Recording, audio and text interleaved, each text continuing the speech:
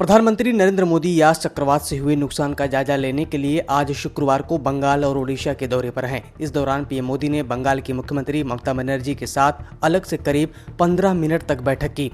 ऐसा माना जा रहा है कि इस दौरान तूफान से राज्य में हुए भारी नुकसान पर दोनों शीर्ष नेताओं के बीच चर्चा हुई है।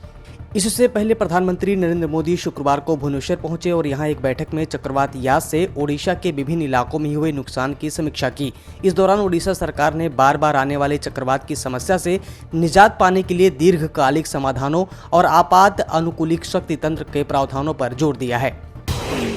बम्बई उच्च न्यायालय ने महाराष्ट्र सरकार और राज्य प्रदूषण नियंत्रण बोर्ड को निर्देश दिया है कि वे कोविड-19 महामारी से हुई मौतों के कारण दाह संस्कार की संख्या में वृद्धि से उपजे वायु प्रदूषण की समस्या पर ध्यान दें।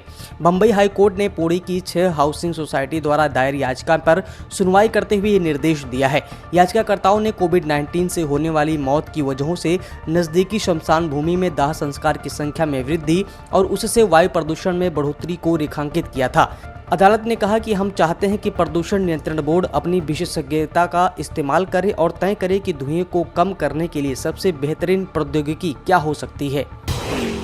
दिल्ली वालों के लिए एक अच्छी खबर है। देश की राजधानी दिल्ली में कोरोना के घटते केस को देखते हुए लॉकडाउन हटाने की प्रक्रिया शुरू हो गई है। मुख्यमंत्री अरविंद केजरीवाल ने शुक्रवार को दिल्ली में अनलॉक की प्रक्रिया शुरू करने का ऐलान किया है। उन्होंने कहा कि बड़ी मेहनत से कोरोना को काबू में किया गया है, लेकिन अभी भी लड़ाई जीती नहीं गई है। आज फैसला लिया गया है कि सोमवार से कंस्ट्रक्शन और फैक्ट्रियों की गतिविधियों को खोला जाएगा। अगले एक हफ्ते के लिए ये दोनों सेक्टर खुले रहेंगे। हम दिल्ली में लॉकडाउन को धीरे धीरे खोलने वाले हैं। भारत में कोविड मरीजों में म्यूकोरमाइकोसिस के बढ़ते मामलों के बीच एक और फंगस इन्फेक्शन सामने आया है। इस फंगल इन्फेक्शन का नाम है एस्परजिलोसिस। कोरोना से संक्रमित हुए व्यक्ति और इससे रिकवर हो चुके मरीज दोनों में ये संक्रमण देखने को मिल रहा है।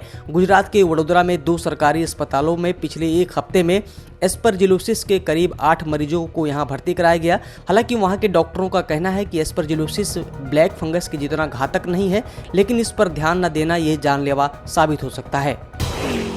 कांग्रेस के पूर्व अध्यक्ष राहुल गांधी ने एक बार फिर से पीएम मोदी पर कोरोना महामारी मैनेजमेंट में असफल रहने का आरोप लगाया है। राहुल गांधी ने शुक्रवार को कहा कि ये दूसरी वेव प्रधानमंत्री मोदी की जिम्मेदारी है। प्रधानमंत्री ने जो नौटंकी की, अपनी जिम्मेदारी पूरी नहीं की, उसके कारण दूसरी वेव आई। कांग्रेस सांसद राहुल गांधी के आरोपों पर अब बीजेपी ने पलटवार किया है। केंद्रीय मंत्री प्रकाश जावड़ेकर ने कहा कि राहुल गांधी की नौटंकी जनता ने कब की बंद कर दी। जावड़ेकर ने यह भी कहा कि प्रधानमंत्री देश की जनता के साथ कोविड का सामना कर रहे हैं, तब राहुल गांधी ऐसे प्रयासों के लिए नौटंकी शब्द का उपयोग कर रहे हैं।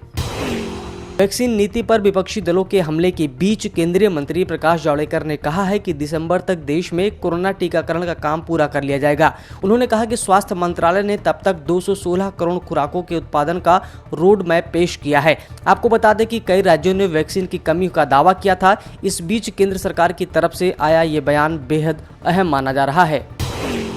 उत्तर प्रदेश में माहवारी में सैनिटरी पैड के उपयोग से होने वाले लिक्विड और अन्य कच्चे माल से स्वास्थ्य और पर्यावरण पर पड़ने वाले बुरे प्रभाव का अध्ययन किया गया। इस अध्ययन में कहा गया है कि माहवारी के दौरान इस्तेमाल होने वाले सैनिटरी पैड पर्यावरण को नुकसान पहुंचा रहे हैं। ये न आसानी से गलते हैं और न ही डिकम्पोज होते हैं। इससे ये सैकड़ों वर्षों तक जमीन में दबे रहते हैं। पर्यावरण को इन सैनिटरी पैड से होने वाले नुकसान से बचाने के लिए अब माहवारी कप का आविष्कार किया गया है। इस कप के इस्तेमाल से महिलाओं को होने वाले फायदे या नुकसान को लेकर लखनऊ के 3 अर्बन स्लम सहित प्रदेश के कई जगहों पर अभी भी शोध चल रहा है।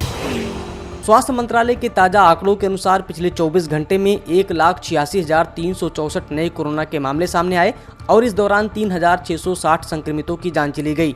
वहीं 2,59,459 लोग कोरोना से इस दौरान ठीक भी हुए। देश में कुल कोरोना के केस 2,75,55,457 पहुंच चुके हैं, जबकि कुल ठीक हो चुके मरीजों की संख्या 2,48,93,410 है। देश में इस वक्त कुल एक्टिव केस 23,43,152 है। चक्रवाती तूफान यास का असर बंगाल, ओडिशा से लेकर बिहार, यूपी समेत देश के कई इलाकों में देखने को मिल रहा है। यास तूफान की वजह से मौसम ने ऐसी करवट ली है कि बंगाल से लेकर बिहार, यूपी तक पानी पानी हो गया है। बंगाल और ओडिशा में तबाही मचाने के बाद बिहार और पूर्वी उत्तर प्रदेश में यास अपना विकराल रूप दिखा रहा है। बिहार, झारखंड से लेकर पश्चिम बंगाल और यूपी तक ज्यादातर इलाकों में लगातार बारिश हो रही है। यास की वजह से जनजीवन पूरी तरह से अस्त व्यस्त हो चुका है। उत्तर बिहार के ज्यादातर इलाकों में बीते 24 घंटे से बिजली गायब है। राजधानी दिल्ली में इसका असर नहीं पड़ा है, इसलिए यहाँ का तापमान बढ़ा हुआ है। चक्रवात यास का झारखंड में व्यापक असर देखने को मिला, मगर अब धीरे धीरे कमजोर हो रहा है। मौसम विभाग ने राज्य में शुक्रवार को चक्रवात के उत्तरी जिलों की तरफ बढ़ते हुए कमजोर होने की आशंका जताई है। इस बीच रांची, लातेहार, गढ़वा, पलामू, कोडरमा, खूंटी, बोकारो, रामगढ़ और हजारीबाग के कुछ स्थानों पर हल्के से मध्यम बारिश हो सकती है। वहीं दक्षिणी जिलों यानी कि पूर्वी सिंहभूमि, पश्चिमी सिंहभूमि, सरायकेला, खरसावां और सिमडेगा में मुख्य रूप से मौसम साफ रहेगा। हालांकि कहीं कहीं हल्की बारिश देखने को मिल सकती है। सब्सक्राइब करें पर्यावरण पोस्ट।